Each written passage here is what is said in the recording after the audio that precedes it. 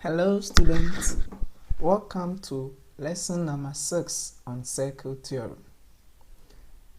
The last time we met we looked at lesson number 5 and then it was on theorem 4 where we saw that in theorem 4 any angle formed between a tangent and a chord is the same as the angle that the chord forms at the other side of the circumference. Good. So we looked at an example and I gave you an assignment. Good. So we'll start lesson 6 with solution to the assignment. Alright, so let's move on. Now the question is, in the diagram below, O is the center of the circle and line ABC is a tangent. If angle ABE is 62 degrees, find I, angle BED, II, angle EDB. Good. Now, anytime you get circle theorem question, you have to read the question well and underline certain clues. Now, most of the questions give clues. So in our question, the question says line ABC is a tangent. So the question mentioning that line ABC is a tangent should tell you that you have to apply a theorem concerning the tangent to the question, and that will help you solve the question. So even if you don't know anything about the diagram at all, this clue here should tell you that you have to apply a theorem concerning what? The tangent. I hope it is clear. Good. So let's look at the question. So our first question is for us to find angle BED. Angle BED. Okay, which is this angle. Sorry. And then the second question says we should find angle EDB, which is also this angle. Okay, good. I hope you all did the assignment. Okay, so when we are done, you compare it with your solution. Then you wherever you didn't get it, you correct it. Okay. Now, there are two ways to approach this one. We have to find angle at E first, and then we have to find angle at D second, per the question. Good. So, the first thing is that tangent ABC. This is a straight line. So once it is a straight line and the angle 2 was given, angle at B was given as what? 62. So once this is a straight line, we can use angle on a straight line to find the angle at B, that is angle DBC, this angle. Okay, so when we use angle on a straight line, we'll get the angle here. Then using the theorem 4, okay, using the theorem between the chord and then the tangent, we know that this angle here is the same as what? This angle here. And that will let us solve for what? The I. I hope you get it. So when we find this first and then we use the theorem, we will get this because the angle here is the same as the angle here. So that will be the solution to the I. Okay. Then once we've gotten the I, we can add this one to this one to this one for us to get what? D. Or straight away, it was given in the question that this angle is 62. So using the theorem, this angle and this angle are the same. Okay, so we know there's no need for us to add this one, and this one to get that. I hope it is clear. So one way to solve the two questions is that first, you find the angle at B, and the angle at B per the theorem is the same as angle at E. That will give you the answer for I. Second, you know that this one was given as 62, and then this angle here per the theorem is the same as this angle here. So this angle is the same as this angle, and that will be the solution for the II. Okay. Another student also can solve the question 2 first before solving the question 1, where if the students realize that this angle here, okay, is the same as this angle. And for that matter, whilst this one was given in the question, the angle here is the same as this, and this will be 62. So that one will solve the question 2 first. Then you add this one to this one to this one, you equate it to 180, then you solve for this. Okay, so these are the 2 ways of solving the question. So I'll try and solve both ways so that you compare with your question, your solution.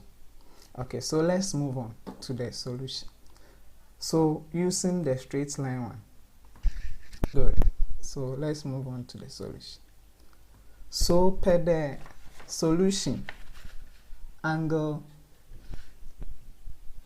ABE. So always you have to write the question number. So that is I. So I, angle ABE plus angle EBD plus angle DBC should be equal to 180 degrees.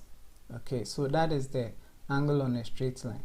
Now angle ABE was given in the question as 62 degrees plus angle EBD was also given as 40 degrees plus this one wasn't given, so we are looking for this one, and this is equal to 180 degrees. Okay, good. So now angle DBC is equal to 180 degrees minus, so 62 plus 40 will give us 102 degrees.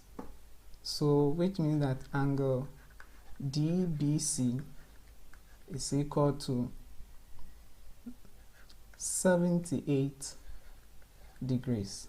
So that is the angle here. We've gotten this angle. So the angle at B here is 78 degrees. And per the theorem, this angle is equal to this angle. So let's continue. So we should know that but angle, so the one that we were asked to find, okay, angle BED. So we should know that angle BED is equal to angle DBC. So therefore angle BED is equal to 78 degrees. Okay, so that is the answer for the I. Then II. So let's do the II in the next one. So II. With the II, we know that it was already given in the question. Okay, so the II is angle EDB. We have to find angle EDB, which is this angle, and this angle is the same as this, and this one was given in the question, which is 62. So we just write our answer as angle EDB is equal to angle ABE. Okay, so angle ABE was given as what? 62 degrees.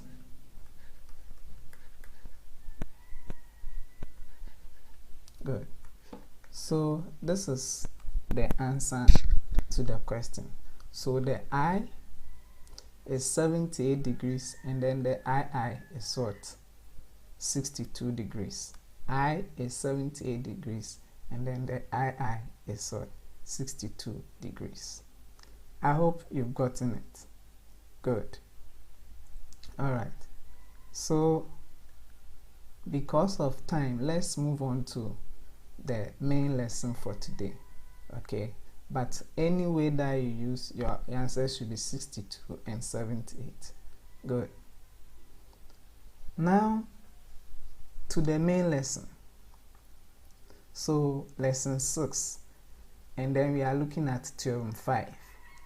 Now Theorem 5 is about what we call a cyclic quadrilateral. Cyclic quadrilateral.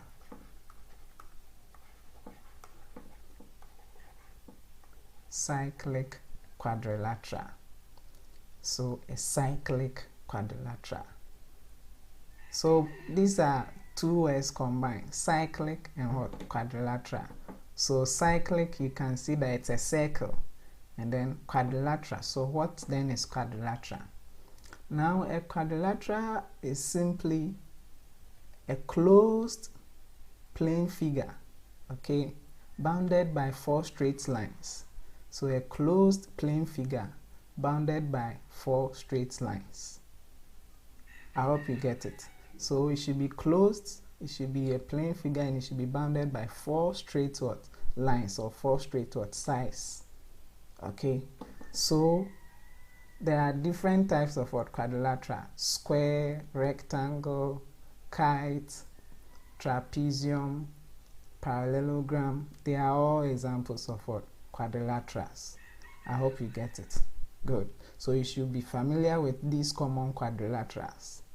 Now, and you should also know that quadrilateral is a polygon. So one of the polygons. We have several of them. Good.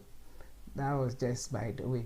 So it involves a circle and a quadrilateral. That is a 4-sided figure. Okay. Now a cyclic quadrilateral is a quadrilateral inside a circle where the vertices of the quadrilateral touches the ends of the circumference. So touches the circumference. So a cyclic quadrilateral is a quadrilateral inside a circle where the vertices of the quadrilateral touches the circumference of the circle. So you can see this vertex here touches the circumference, this vertex here touches it, this touches it, touches it. Okay, so the quadrilateral should be inside the circle, that is first, but you have to observe that the vertices of the quadrilateral touches the circumference.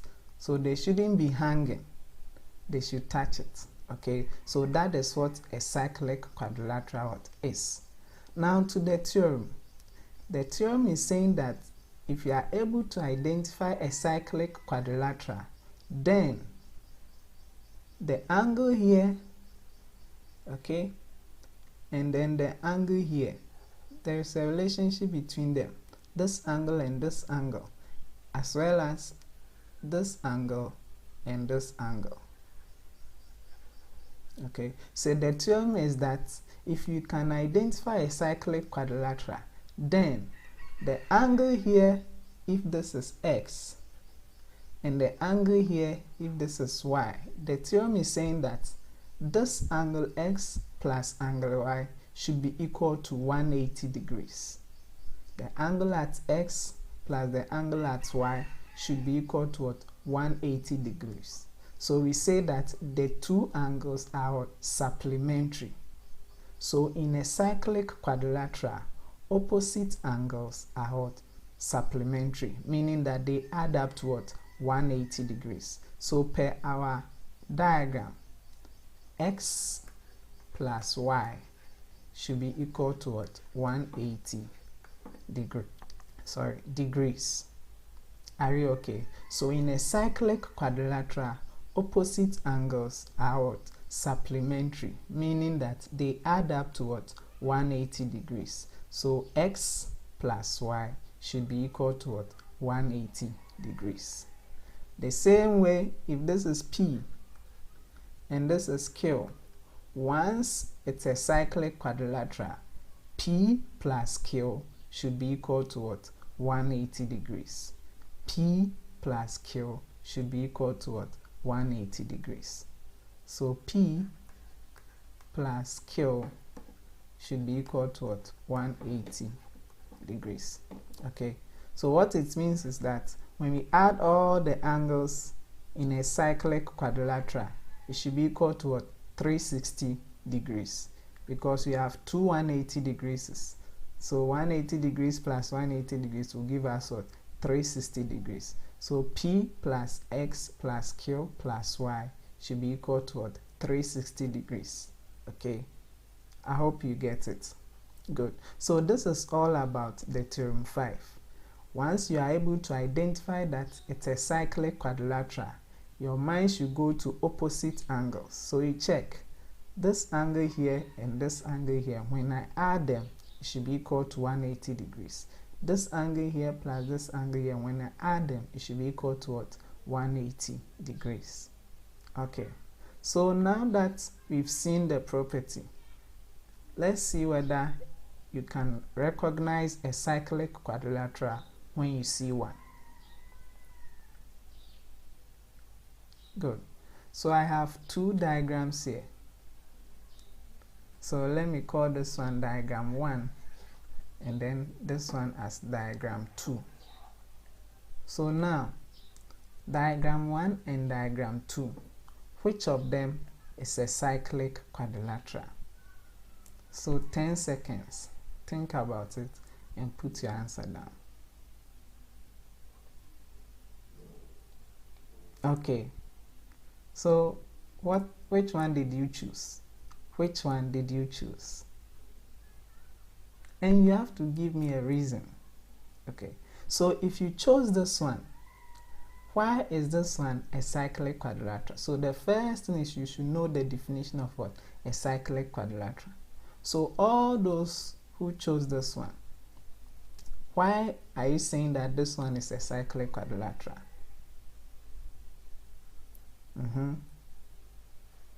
Good.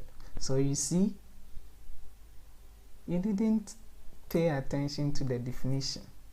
The definition of a cyclic quadrilateral is that it's a quadrilateral inside a circle where all the vertices of the quadrilateral touches the circumference of the circle.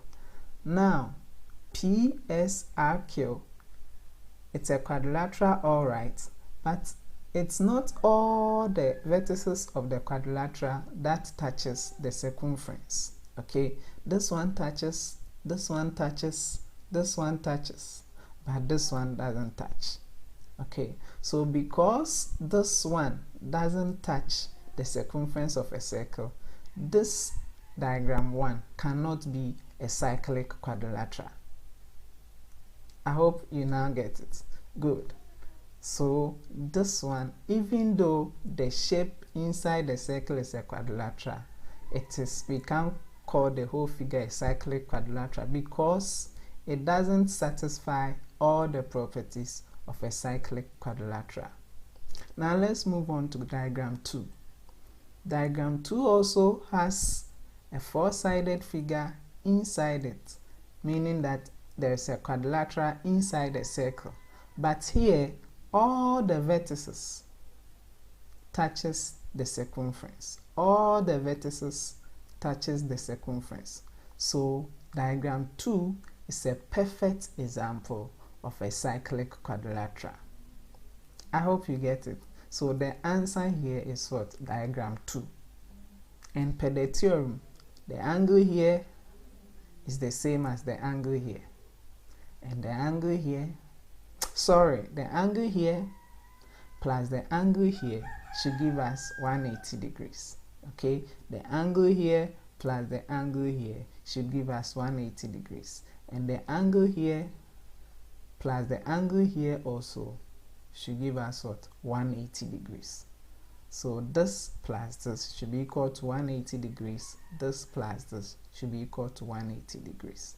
So opposite angles of a cyclic quadrilateral are supplementary.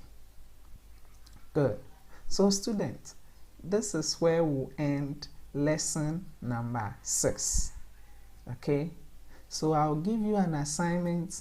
The next time we meet, we'll be looking at lesson number 7, and then we'll start that lesson with the solution to the assignment. Okay, so let's look at the assignment. It's simple. So in the diagram below, O is the center of the circle. Find X, and then that is I, find Y. Okay, so solve this one, read ahead, revise, till we meet again next time. Bye bye.